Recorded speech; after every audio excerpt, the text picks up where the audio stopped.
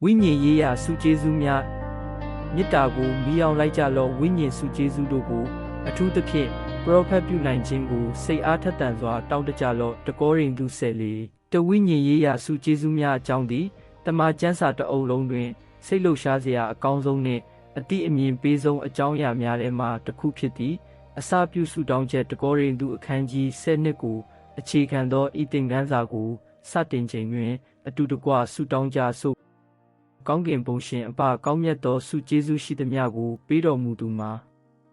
ယေရှုဖြစ်ကြောင်းကြောင့်နှလုံးသားအကျွမ်းမဲ့ကျေးဇူးတင်ပါ၏ကိုရောဤနိုင်ငံတော်ကိုတည်ဆောက်ရန်အသင်းတော်မိသားစုများနှင့်ရက်ရွာလူထုအားကိုရောဤမေတ္တာကိုမျှဝေရန်ကယ်တင်ရှင်ကကျွန်ုပ်တို့တဦးစီကိုဆုကျေးဇူးများပေးတော်မူသည့်အတွက်ကျေးဇူးတင်ပါ၏ယနေ့လေ့လာစဉ်ဝိညာဉ်ရေးရာစုကျေးဇူးများအကြောင်းပုံမူနှဆိုင်စွာနားလည်စေတော်မူပါယေရှု၏နာမတော်အားဖြင့်ဆုတောင်းပါ၏အာမင်ဝိညာဉ်ရေးရာစုကျေးဇူးဆိုသည်မှာအဘယ်နည်းဝိညာဉ်ရေးရာစုကျေးဇူးဟုကြားသောအခါသင်ပထမဆုံးဘာကိုစဉ်းစားမိသနည်းဂီတဟောပြောချင်းသို့မဟုတ်စီမံခန့်ခွဲခြင်း၌ထူးချွန်သူတဦးကိုစဉ်းစားမိနိုင်သည့်စုကျေးဇူးနှင့်အရေးချင်းတို့ကိုစဉ်းစားရင်းငါမှာဝိညာဉ်ရေးရာစုကျေးဇူးများများဆဆမရှိဘူးထင်တယ်ဟုလည်းတင်ဆိုနိုင်သည်သို့သောဖျားသခင်ကကျွန်ုပ်တို့တဦးစီအားဝိညာဉ်ရေးရာစုကျေးဇူးများပေးထားကြောင်းတမန်ကျမ်းစာမှဤသင်ခန်းစာကရှင်းလင်းပြသပေးမည်ဥပုံနှင့်မွန်လွယ်ပိုင်းဤတန်းသင်ခန်းစာတွင်ဤစုကျေးဇူးများ၏ရည်ရွယ်ချက်ကိုတွေ့ရသည့်ဝိညာဉ်ရေးရာစုကျေးဇူးများ၏ရည်ရွယ်ချက်မှာအသင်းတော်အတွင်းစည်းလုံးညီညွတ်မှုဖြစ်ပေါ်စေရန်ဖြစ်သည်တကောရိန္သုအခန်းကြီး7တွင်ပေါလုကခန္ဓာကိုယ်ကိုဥပမာပေးသည်ခန္ဓာကိုယ်၏အစိတ်ပိုင်းများသည်တစ်ခုနှင့်တစ်ခုကွဲပြားကြသည်မျက်စိနာပါးစပ်လက်နှင့်ခြေတို့သည်ကိုယ်ပိုင်တာဝန်အသီးသီးရှိကြတော်လဲအပြန်အလှန်ဆက်ဆက်နေကြသည်မျက်စိကန်းနေလျင်ခြေနှင့်လက်တို့လှုပ်ဆောင်မှုကိုထိခိုက်စေသည်လမ်းမလျှောက်နိုင်လျင်လည်းခန္ဓာကိုယ်တစ်ခုလုံးကိုထိခိုက်စေသည်အဆုပ်နှလုံးနှင့်အစာအိမ်တို့သည်တိကျစနစ်များဖြစ်တော်လဲတစ်ခုခုထိခိုက်လျင်ခန္ဓာကိုယ်တစ်ခုလုံးထိခိုက်သည်အလားတူပင်တန်ရှင်းသောဝိညာဉ်တော်ပေးတော်မူသောဆုကျေးဇူးများသည်ခန္ဓာကိုယ်၏မတူညီသောအစိတ်ပိုင်းများကဲ့သို့ကွဲပြားကြတော်လဲစီးလုံးညီညွတ်စွာပေါင်းစည်းပြီးခရစ်တော်၏ခန္ဓာကိုယ်ကိုပြည့်စုံစေကြောင်းတကောရိန္သု7ကဖော်ပြသည့်ဆုကျေးဇူးမျိုးမျိုးတကောရိန္သု7:4-6ဆုကျေးဇူးမျိုးမျိုးရှိတော်လဲဝိညာဉ်တော်တစ်ပါးတည်းဖြစ်၏အမှုဆောင်ခြင်းအမျိုးမျိုးရှိတော်လဲသခင်တစ်ပါးတည်းဖြစ်၏လှုပ်ဆောင်မှုအမျိုးမျိုးရှိတော်လဲလူအပေါ်အင်းတို့အရာခတ်သိမ်းကိုပြုတော်မူသောဖျားသခင်တဆူလေးဖြစ်တော်မူ၏တကောရိန္သု7:4-6တနင်္ဂနွေနေ့သင်ခန်းစာတွင်တကောရိန္သု7:4-6ကိုစတင်လေ့လာသည်ဆုကျေးဇူးမျိုးမျိုးရှိတော်လဲဝိညာဉ်တော်တစ်ပါးတည်းဟုဆိုသည်တစ်ပါးတည်းဟူသောအတိတ်ပဲကို၃ကြိမ်အလေးပေးထားသည်အမှုဆောင်ခြင်းအမျိုးမျိုးရှိတော်လဲသခင်ယေရှုတစ်ပါးတည်းလှုပ်ဆောင်မှုအမျိုးမျိုးရှိတော်လ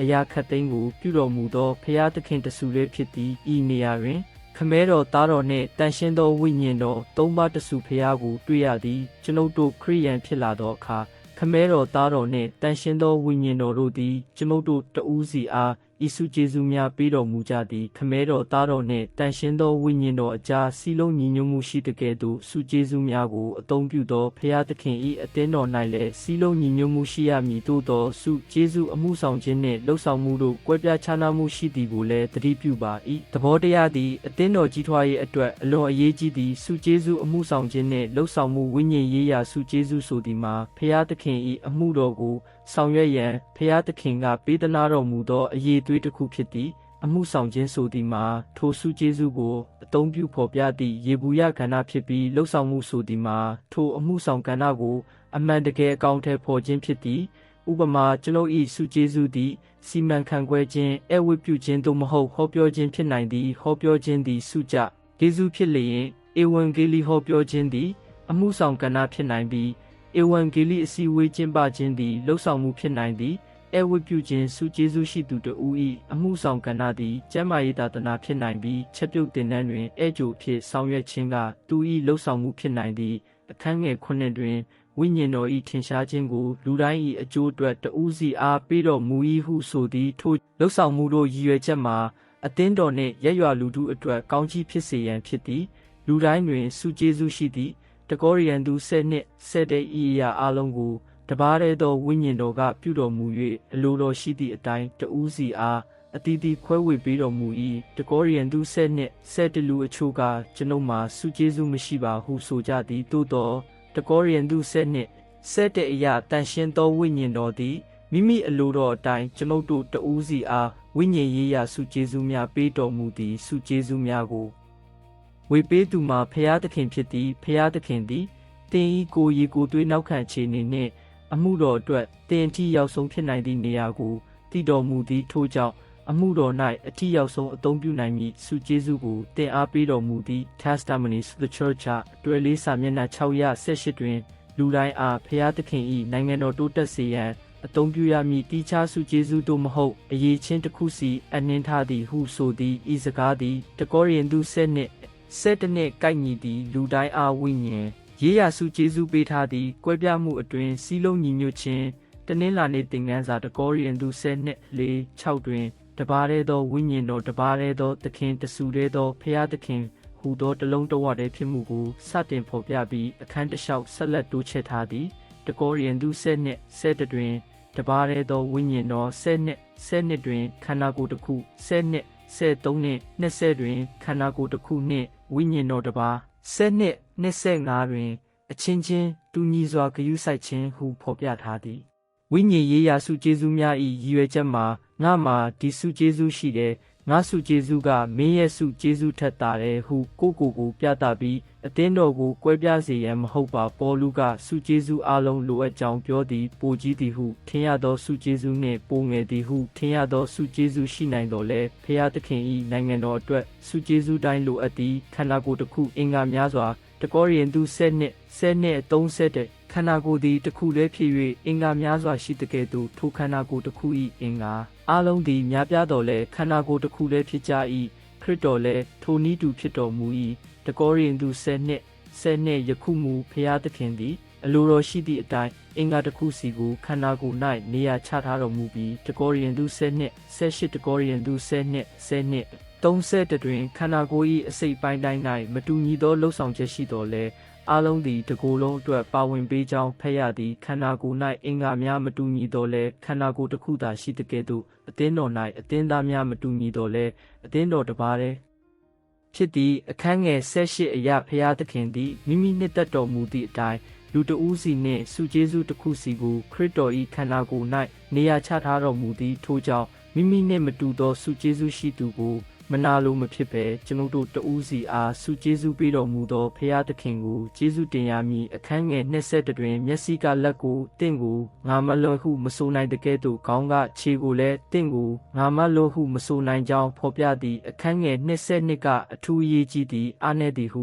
ထင်ရသောခန္ဓာကိုယ်အင်္ဂါများပင်လိုအပ်သည့်ထို့ကြောင့်အသင်းတော်သားတဦးစီလိုအပ်ပြီးဖျားသခင်ထံမှဆုကျေးဇူးရရှိထားသည်အခန်းငယ်23နှင့်24တွင်ဂုံအတရေနဲသည်ဟုထင်ရသောအင်္ဂါများကိုပုံမူဂုံပြုကြပြီးမမြင်သာသင့်သောအင်္ဂါများကိုပုံမူတိတ်ခါရှိစွာဖုံးအုပ်ကြကြောင်းဆိုသည်ဂုံပြုရန်မလိုသောအင်္ဂါများလည်းရှိတော်လဲဖျားသခင်သည်ချို့တဲ့နေသောအင်္ဂါအားပို၍ဂုံပေးလျက်ခန္ဓာကိုယ်ကိုဖွဲ့စည်းတော်မူသည်အသင်းတော်အတွင်းရှိဆုကျေးဇူးများဥပုံနေမနက်လင်းဟောက်အသင်းတော်ရှိတွင်ရက်သောအခါအသင်းသားတဦးစီအားမတူညီသောဆုကျေးဇူးများဖျားသခင်ပေးထားသည်ကိုကျွန်ုပ်စဉ်းစားမိသည်အဲဝတ်ပြုခြင်းသဘောထားနုညံ့ခြင်းဝမ်းမြောက်ခြင်းအပြုံးအကောင်းမြင်ခြင်းအသင်းတော်ဖို့အစည်းအဝေးတွင်နက်နဲသောမေခွန်းများမေးခြင်းနှင့်အသင်းတော်ကိုဥဆောင်စီမံခြင်းစသည့်ဆုကျေးဇူးများဖြစ်နိုင်သည်မေတ္တာအင်္ဂါနေ့သင်ခန်းစာတွင်ပို၍မြတ်သောလမ်းဖြစ်သည့်မေတ္တာကိုတွေ့ရသည် Andrews Bible Commentary တွင် Carl Koser ကတကောရိန္သု7နှင့်အကြောင်းမေတ္တာသည်ဆုကျေးဇူးများစွာအနက်ဆုကျေးဇူးတစ်ခုမျှသာမဟုတ်ပါဆုကျေးဇူးအလုံး၏အဆုံးစွန်ရည်ရွယ်ချက်သို့ရောက်စေသောနည်းလမ်းဖြစ်သည်ဟုဆိုသည်မေတ္တာသည်ဆုကျေးဇူးအလုံးကိုလှုံ့ဆော်သောအရာအခြေခံအုတ်မြင့်နှင့်အခြေခံသဘောတရားဖြစ်သည်တကောရိန္သု7ကမေတ္တာအဖြစ်သာဝိညာဉ်ရေးရာဆုကျေးဇူးများကိုမှန်ကန်စွာအသုံးပြုနိုင်ကြောင်းတင်သည်တကောရိန္သု7:9မေတ္တာ၏သဘောတဘာဝငါသည်လူဘာသာစကားကောင်းကင်တမန်ဘာသာစကားတို့ဖြင့်ပြောဆိုတတ်တော်လဲမေတ္တာမရှိလျင်အတန်မြည်သောကြီးဝါသို့မဟုတ်တိခတ်သောလင်ကွင်းကဲ့သို့ဖြစ်၏ပါရောဖက်ပြုနိုင်၍နက်နဲသောအရာရှိသမျှနှင့်အသိပညာရှိသမျှကိုနားလည်ပြီးတောင်များကိုရွှေ့နိုင်လောက်သောယုံကြည်ခြင်းရှိတော်လဲမေတ္တာမရှိလျင်ငါသည်ဘာမျှမဟုတ်ငါပိုင်သမျှကိုဆင်းရဲသားတို့အားကျွေးမွေးရန်ပေးကမ်း၍ကိုယ်ခန္ဓာကိုမိရှို့ရန်အနံ့တော်လဲမေတ္တာမရှိလျင်ငါအတွက်အကျိုးမရှိတကောရိန္သု7:3တကောရိန္သု7:9ကိုကြည်ကြစို့ လူဘာသာစကားနှင့်ကောင်းကင်တမန်ဘာသာစကားတို့ကိုကျွမ်းကျင်စွာပြောနိုင်တော်လဲမေတ္တာမရှိလျင်အတန်မြည်သောကြေးဝါသို့မဟုတ်လင်းကွင်းကဲ့သို့ဖြစ်သည်အပြောဆိုကောင်းပြီးဘာသာစကားမျိုးမျိုးပြောနိုင်သောဟောပြောเสียဖြစ်တော်လဲနှလုံးသားမှကြောကာရန်လိုပြီးခုခံကပြောဆိုလျင်စူညံသောလင်းကွင်းနှင့်တူသည့်အနာဂတ်ကိုကြိုတင်ပြောနိုင်သောပရောဖက်ပြုခြင်းစုကျေးဇူးရှိတော်လဲမေတ္တာမရှိ၍ကြမ်းတမ်းနေလျင်ဘာအကျိုးရှိမည်နည်းယုံကြည်ခြင်းစုကျေးဇူးရှိတော်လဲမေတ္တာမရှိလျင်ငါသည်ဘာမျှမဟုတ်ဟုပေါလုဆိုသည်ဆင်းရဲသားတို့အားပိုင်ဆိုင်သမျှပေးကမ်းပြီးကိုယ်ခန္ဓာကိုယ်ပင်ဆွတ်လွတ်တော်လဲမေတ္တာမရှိလျင်အကျိုးမရှိမေတ္တာမပါသောရရောမှုသည်မိမိအတ္တနှင့်ကိုအရေးကြီးထင်မှုကိုသာအားပေးသည်ထို့နောက်ပေါလုကမေတ္တာ၏လှုပ်ဆောင်ချက်များကိုဖော်ပြသည်မေတ္တာသည်စိတ်ရှည်၍ကျင်နာတတ်၏မနာလိုမကြွားဝါမာနမတက်မယိုမသေးမပြုကိုကြိုးမရှာအလွယ်တကူစိတ်ဆိုးခြင်းမရှိမကောင်းမှုကိုမှတ်တမ်းမထားမတရားမှု၌မဝမ်းမြတောက်ဖဲတမန်တရားနှင့်အတူဝမ်းမြောက်၏အရာခတ်သိမ်းကိုတီးခံယုံကြည်မျှော်လင့်၍ခံနိုင်ရရှိ၏မေတ္တာသည်ကျင်နာမှုနှင့်ဂရုဏာဖြင့်အခြားသူများထံလက်လန်းသည်လူများကိုကြမ်းတမ်းစွာမဆက်ဆံအလွယ်တကူစိတ်မဆိုးဘဲစိတ်ရှည်သည်အခြားသူမှာသောအခါမဝမ်းမြောက်ဘဲတမန်တရား၌သာဝမ်းမြောက်သည်တပေတရုလေးရှစ်ဆက်တထက်တန်သောမေတ္တာအရာခတ်သိမ်းထက်အချင်းချင်းထက်တန်စွာချစ်ကြလော့အကြောင်းမူကားမေတ္တာသည်အပြစ်များစွာကိုဖုံးအုပ်တတ်၏ညှဉ်းညူခြင်းမရှိဘဲအချင်းချင်းဧဝတ်ပြုကြလော့လူတိုင်းသည်စုကျေးဇူးရရှဒီထားသည့်အတိုင်းဖျားသခင်၏အမျိုးမျိုးသောကျေးဇူးတော်ကိုကောင်းစွာစီမံတော်သူများအဖြစ်အချင်းချင်းအမှုဆောင်ကြလော့ပြောဆိုသူသည်ဖျားသခင်၏ဗျာဒိတ်စကားကိုပြောတဲ့ကဲ့သို့ပြောပါစေအမှုဆောင်သူသည်ဖျားသခင်ပေးတော်မူသောအစွမ်းတတ္တိဖြင့်ဆောင်ရွက်ပါစေထိုသို့ပြုလျင်အရာခတ်သိမ်း၌ယေရှုခရစ်အားဖြင့်ဖျားသခင်ဘုန်းထင်ရှားတော်မူလိမ့်မည်တပေတရုလေးရှစ်ဆက်တပေတရုလေးရှစ်ဆက်တသည်လဲမေတ္တာ၏ကောင်းမွန်သောအတိတ်ပဲဖွင့်ဆိုချက်ဖြစ်သည်မေတ္တာသည်အပြစ်များစွာကိုဖုံးအုပ်တတ်၏ဟုဆိုသည်မေတ္တာရှိလျင်အခြားသူများ၏အမှားများကိုအမြဲထုတ်ဖော်လိုမည်မဟုတ်ဘဲသူတို့လှုပ်ဆောင်မှုကိုဖြစ်နိုင်သမျှအကောင်းဆုံးဘက်မှမြင်မြင်ပြောเสียရှိလျင်လဲသူတို့ကိုကိုယ်တိုင်သွားပြောမည်မေတ္တာသည်အမှားကိုလစ်လျူရှုခြင်းမဟုတ်ပါပြန်လဲတိဆောက်ပေးလိုသောဆန္ဒကျင်နာနူးညံ့သောစိတ်ဖြင့်ထိုသူထံသွားခြင်းဖြစ်သည်ညှဉ်းညူခြင်းမရှိဘဲအချင်းချင်းဧဝတ်ပြုကြပါလူတိုင်းရရှိထားသောစုကျေးဇူးကိုဖျားသခင်၏များပြားသောကျေးဇူးတော်ကိုကောင်းစွာစီမံသူများဖြစ်အချင်းချင်းအမှုဆောင်ရန်အသုံးပြုပါပြောဆိုသူသည်ဖျားသခင်၏နှုတ်ကပတ်တော်ကိုပြောတဲ့ကဲ့သို့ပြောပြီးအမှုဆောင်သူသည်ဖျားသခင်ပေးသောအစွမ်းတတ္တိဖြင့်အမှုဆောင်ရမည်အရာခတ်သိမ်း၌ယေရှုခရစ်အားဖြင့်ဖျားသခင်ဘုန်းထင်ရှားတော်မူစေရန်ဖြစ်သည်ပေတရုနှင့်ပေါလုတို့သတင်းစကားသည်ဆင်တူသည်ဖျားသခင်၏ကျေးဇူးတော်ဖြင့်ကျင်နာမှုမေတ္တာနှင့်ကရုဏာတို့ဖြင့်အမှုဆောင်ပါအင်္ဂါနေ့သင်ခန်းစာ၏မှတ်ချက်တွင်ပေါလုသည်တကောရိယန်သူ10နှစ်ဖော်ပြထားသောစုကျေးဇူးများကိုတကောရိယန်သူ13အစတွင်ပြန်လည်ရည်ညွှန်းပြီးမေတ္တာမရှိလျင်တန်ဖိုးမရှိကြောင်းအလေးပေးသည့်အသိပညာယုံကြည်ခြင်းနှင့်တောင်များကိုရွှေ့နိုင်သောယုံကြည်ခြင်းပင်မေတ္တာမရှိလျင်ဘာမျှမဟုတ်ဘာသာစကားပြောနိုင်ခြင်းသည်စူညံသောကောင်သို့မဟုတ်လင်းကွင်းများသာဖြစ်သွားပြီးပါရောဖက်ပြုခြင်းစုကျေးဇူးပင်တန်ဖိုးမရှိတော့ပါတကောရိယန်သူ10နှစ်ကဝိညာဉ်ရေးရာစုကျေးဇူးများကိုဖော်ပြပြီးအခန်းကြီး73ကထိုစုကျေးဇူးများ၏အခြေခံနှင့်မှန်ကန်သောအသုံးပြုမှုမှာမေတ္တာဖြစ်ကြောင်းဖော်ပြသည်ဘာသာစကားပြောခြင်းစုကျေးဇူး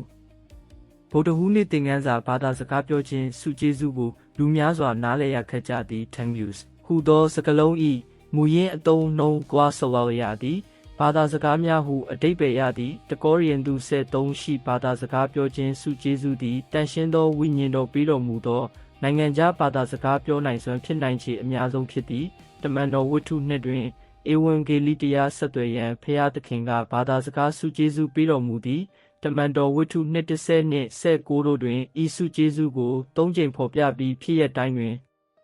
နိုင်ငံခြားဘာသာစကားပြောသောအုပ်စုတစုပါဝင်သည်ရည်ရွယ်ချက်မှာဧဝံဂေလိတရားဟောပြောရန်သို့မဟုတ်ဧဝံဂေလိတရား၏စစ်မှန်မှုကိုအတည်ပြုရန်ဖြစ်သည်တကောရိယန်သူ14တွင်ပေါလုကနားလည်နိုင်သောစကားပြောခြင်းကိုထောက်ခံသည်အခန်းငယ်9တွင်သင်တို့အားလုံးဘာသာစကားများဖြင့်ပြောနိုင်စေလို၏သို့သောပရောဖက်ပြုနိုင်စေလိုသည်မှာပို၍ဖြစ်၏ဘာသာစကားပြောသောသူသည်အသင်းတော်တိဆောက်ခြင်းအတွက်အနက်မဖွင့်လျင်ပရောဖက်ပြုသူကသူထက်သာ၏ဟုဆိုသည်ဘာသာစကားစုကျေးဇူးသည်အနက်ဖွင့်ဆိုမှသာနားလည်နိုင်သောဆက်သွယ်မှုဖြစ်၍တန်မိုးရှိသည်တကောရိယန်သူ14:6တနားလဲနိုင်သောဆက်သွယ်မှုညီကိုတို့ငါသည်သင်တို့ထံလာ၍ဘာသာစကားများဖြင့်သာပြောလျင်သ ဗျာဒိတ်တော်အသိပညာပရောဖက်ပြုချက်သို့မဟုတ်တွင်တင်ချက်တစ်ခုခုဖြင့်မပြောလျင်တင်တို့အတွက်မြည်သည့်အကျိုးရှိမည်နည်းတကောရိယန်သူ14 6နားလဲလွယ်သောစကားကိုရှာဖြင့်မပြောလျင်ပြောသောအရာကိုမြည်တို့သိနိုင်မည်နဲလေတဲ့သို့သာပြောနေတကယ်သို့ဖြစ်လိမ့်မည်တကောရိယန်သူ14ကိုအခန်းငယ်6တွင်နိုင်ငံခြားဘာသာစကားဖြင့်ပြောပြီးနားထောင်သူကနားမလည်လျင်အကျိုးမရှိကြောင်းပေါလုရှင်းပြသည့်အခန်းငယ်9နှင့်10တွင်အသက်မရှိသောပလွေဆောင်းသို့မဟုတ်တဘိုးပင်အတန်များကိုရှင်းလင်းစွာမခွဲခြားပေးလျင်မြည်သည့်တီးလုံးတီးနေသည်ကိုမသိနိုင်ကြောင်းတဘိုးတန်မရှင်းလင်းလျင်စစ်ပွဲအတွက်မြည်သူပြင်ဆင်မည်နည်းဟုမေးသည့်အခန်းငယ်9သည်အဓိကကျသည်နားလည်လွယ်သောစကားကိုမပြောလျင်ပြောနေသည့်အရာကိုမြည်သူသိနိုင်မည်နည်းလေထဲသို့သာပြောနေခြင်းဖြစ်သည်လောကတွင်ဘာသာစကားမျိုးမျိုးရှိပြီးအတိတ်ပဲမရှိသောဘာသာစကားမရှိပါဘာသာစကား၏အတိတ်ပဲ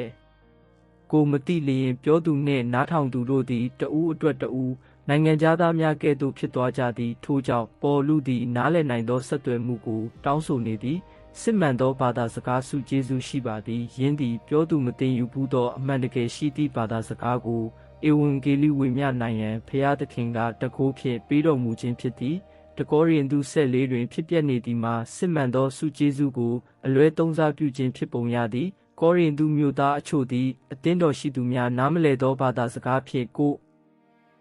ပြသရန်ထား၍ပြောနေကြသည်ဘာသာစကားစုကျေးဇူးအတွက်လမ်းညွှန်ချက်များတကောရိယန်သူ14 26-34ညီကိုတို့တင်တို့အတူတကွစုဝေးသောအခါတဦး၌စာလံတခြင်းတဦး၌တွင်တင်ချက်တဦး၌ဘာသာစကားတဦး၌ဗျာဒိတ်တော်တဦး၌အနက်ဖွင့်ခြင်းရှိ၏အရာခတ်သိမ်းကိုတိဆောက်ခြင်းအတွက်ပြုကြလော့တစုံတစ်ယောက်ကဘာသာစကားဖြင့်ပြောလျင်နှစ်ဦးသို့မဟုတ်အများဆုံးသုံးဦးသာတဦးပြီးတဦးပြော၍တဦးကအနက်ဖွင့်ပါစေတကောရိယန်သူ14 26-29ထို့ကြောင့်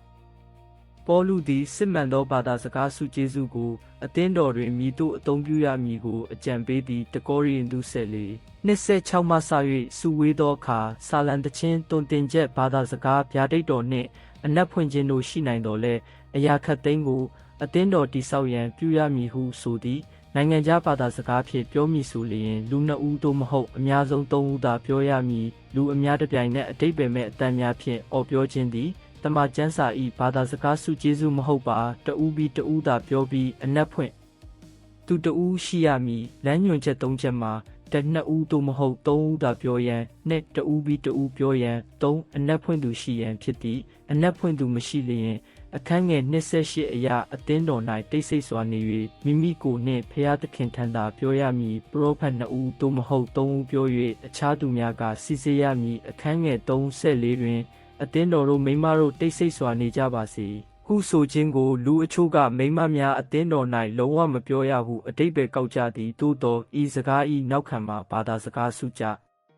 ယေရှုကိုအလွဲသုံးစားလုပ်ခြင်းဖြစ်သည်ကောရိန္သုမြို့ရှိအဖရိုဒိတ်ဘာသာခြားပေးမှန်တွင်ယေပူယောဟိတ်မှအများပြားကမတိနိုင်သောအတန်များဖြင့်စိတ်လှုပ်ရှားမှုကိုအလွန်တက်ကြွစေကာပြောဆိုကြကြောင်းအထောက်ထားရှိသည်ခရိယန်တင်းတော်ကိုဘာသာခြားပေးမှန်ကဲ့သို့မမြင်စေရန်လူတိုင်းတစ်ပြိုင်နက်မပြောရန်တဦးချင်းအစဉ်လိုက်ပြောရန်အနက်ဖွင့်သူရှိရန်နှင့်ထိုယဉ်ကျေးမှုအခြေအနေတွင်မိမများလည်းအတိတ်ပဲမဲ့အတန်ဖြင့်ရုတ်တရက်ထွေးမပြောရန်ပေါလုအမိန့်ပေးခြင်းဖြစ်သည်ထို့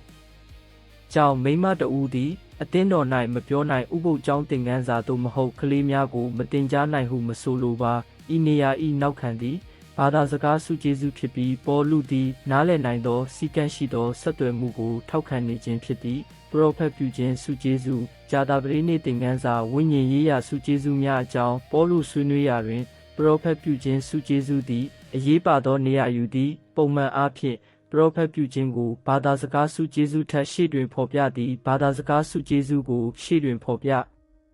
သောအခါပရောဖက်ပြုခြင်းနှင့်နှိုင်းယှဉ်လျင်ယင်း၏အရေးပါမှုနည်းပါးကြောင်းအလေးပေးရန်သာဖြစ်သည်အေဖက်လေးတွင်ခရစ်တော်ပြန်ကြွလာချိန်ထိအသင်းတော်၌တည်ရှိမည်စုကျေးဇူးများကိုတွေ့ရသည်အေဖက်လေး7တွင်ယေရှုသည်လူအချို့ကိုတမန်တော်များဖျားပေးစီမံခန့်ခွဲသူများအချို့ကိုပရောဖက်များယူပါယုံနှင့်အိမ်မက်များအဖြစ်ဖျားသခင်၏လမ်းညွှန်မှုကိုခံယူသူများအချို့ကိုဧဝံဂေလိဆရာများအချို့ကိုတင်းအုပ်ဆရာများနှင့်ဆရာများအဖြစ်ပေးတော်မူသည်ဟုဆိုသည်ရည်ရွယ်ချက်မှာတန်ရှင်းသူတို့ကိုအမှုဆောင်ခြင်းအတွက်ပြင်ဆင်ရန်နှင့်ခရစ်တော်၏ခန္ဓာကိုယ်ကိုတိဆောက်ရန်ဖြစ်သည်ဝိညာဉ်ရေးရာစုကျေးဇူးများအထူးသဖြင့် ပရောဖက်ပြုခြင်းစုကျေးဇူး၏လှုပ်ဆောင်ချက်မှာဖျားသခင်၏လူတို့အားတာသနာပြုခြင်းနှင့်အမှုဆောင်ခြင်းတွင်ထိရောက်စေရန်ခရစ်တော်၏ခန္ဓာကိုယ်ကိုတည်ဆောက်ရန်ဖြစ်သည်ဤစုကျေးဇူးများသည်ယုံကြည်ခြင်းနှင့်ဖျားသခင်၏သားတော်ကိုတည်ကျွမ်းခြင်း၌အားလုံးစည်းလုံးညီညွတ်သည့်အထိခရစ်တော်၏ပြည့်စုံခြင်းအရက်အမောင်းသို့ရောက်သည့်အထိရှိနေမည်ထိုအခါကျွန်ုပ်တို့သည်လူတို့၏လှည့်စားမှုနှင့်ကောက်ကျစ်သောအကြံအစီကြောင့်တွင်တင်ချက်လေတိုင်းဖြင့်လှုပ်ခတ်တဲ့ဆောင်ခြင်းခံရသောကလေးများကဲ့သို့မဖြစ်တော့ဘဲမေတ္တာဖြင့်တမန်တရားကိုပြောဆိုလျက်ဥကောင်းဖြစ်တော်မူသောခရစ်တော်ထံသို့အရာခတ်သိမ်း၌ကြီးထွားလာမည်ဧဖက်လေး7:15ခရစ်တော်ပြန်ကြွလာသည့်အထိရှိမည်စုကျေးဇူးများကိုတော်သည်လူအချို့ကိုတမန်တော်များအချို့ကိုပရောဖက်များအချို့ကိုဧဝံဂေလိဆရာများအချို့ကိုတင်းအုပ်ဆရာနှင့်ဆရာများအဖြစ်ပေးတော်မူ၏တန်ရှင်းသူတို့ကိုအမှုဆောင်ခြင်းအတွက်ဖြင့်စေယံခရစ်တော်၏ခန္ဓာကိုယ်ကိုတိဆောက်ရန်ယုံကြည်ခြင်းနှင့်ဖျားသခင်၏သားတော်ကိုတည်ကျွမ်းခြင်း၌အားလုံးစည်းလုံးညီညွတ်၍ပြည့်စုံသောလူခရစ်တော်၏ပြည့်စုံခြင်းအရက်အမောင်းသို့ရောက်သည့်အထိဖြစ်၏ထိုအခါငါတို့သည်တွင်တင်ချက်လေတိုင်းဖြင့်လှုပ်ခတ်တဲ့ဆောင်ခြင်းခံရသောကလေးများကဲ့သို့မဖြစ်တော့ဘဲမေတ္တာဖြင့်တမန်တရားကိုပြောဆိုလျက်ဥကောင်းဖြစ်တော်မူသောခရစ်တော်ထံသို့အရာခတ်သိမ်း၌ကြီးထွားကြမည်ဧဖက်လေး7:15ဏီကုံတင်ဤခေါ်တော်မူခြင်းအစဉ်သို့တက်လန်းပါဝိညာဉ်ရေးရာစုကျေးဇူးများ၏ရည်ရွယ်ချက်အမှာဖျားသခင်၏အသင်းတော်ကိုစီလုံးညီညွတ်စေရန်ဖြစ်သည်ထို့သောဖြင့်အားကောင်းသောတမတော်ကဲ့သို့ကဘာသို့ထွက်၍ဧဝံဂေလိတရားကိုဟောပြောနိုင်မည်ထို့ပြင်ဖျားသခင်၏လူတို့ကိုယေရှုနှင့်ပို့တူလာစေရန်ပြုစုပြောထောင်ပြီးယေရှုကိုချစ်သောမေတ္တာကြောင့်အခြားသူများထံထွက်သွားကာထိုမေတ္တာကိုမျှဝေနိုင်စေရန်ဖြစ်သည်ဖျားသခင်သည်တင့်အားဝိညာဉ်ရေးရာစုကျေးဇူးများပေးတော်မူပြီးတင့်အသင်းတော်သည်ခရစ်တော်၏ခန္ဓာကိုယ်ဖြစ်သည်ယင်းသည်မိမိ၏ခေါ်တော်မူခြင်းအစဉ်သို့တက်လန်း၍စီလုံးညီညွတ်စွာရက်ရွာလူထုထံလက်လန်းကဖျားသခင်၏ကျေးဇူးတော်ဖြင့်ကဘာကိုထိတွေ့နိုင်ပါစေဆုတောင်းကြစို့ကောင်းကင်ဘုံရှင်အဖဝိညာဉ်ရေးရာစုကျေးဇူးများအကြောင်းဤသင်ခန်းစာအတွက်ကျေးဇူးတင်ပါ၏ဆုကျေးဇူးများသည်စီလုံးညီညွတ်မှုဖြစ်ပေါ်စေရန်နှင့်ခရစ်တော်၏ခန္ဓာကိုယ်ဖြစ်သောအသင်းတော်ကိုတည်ဆောက်ရန်ရည်ရွယ်ထားကြောင်းကြောင့်ကျေးဇူးတင်ပါ၏ယေရှုကျေးဇူးများကိုအသင်းတော်အားပေးတော်မူသည့်အတွက်လည်းကျေးဇူးတင်ပါ၏အသင်းတော်သည်ယေရှုကျေးဇူးများအားဖြင့်ကဘာပေါ်တွင်ထိရောက်သောအကျိုးသက်ရောက်မှုရှိနိုင်သည့်အတွက်ကျေးဇူးတင်ပါ၏ကျွန်ုပ်တို့တဦးစီသည်ကိုတော်ပေးထားသောဆုကျေးဇူးများကိုသစ္စာရှိစွာအသုံးပြုနိုင်ပါစေခရစ်တော်၏နာမတော်အားဖြင့်ဆုတောင်းပါ၏အာမင်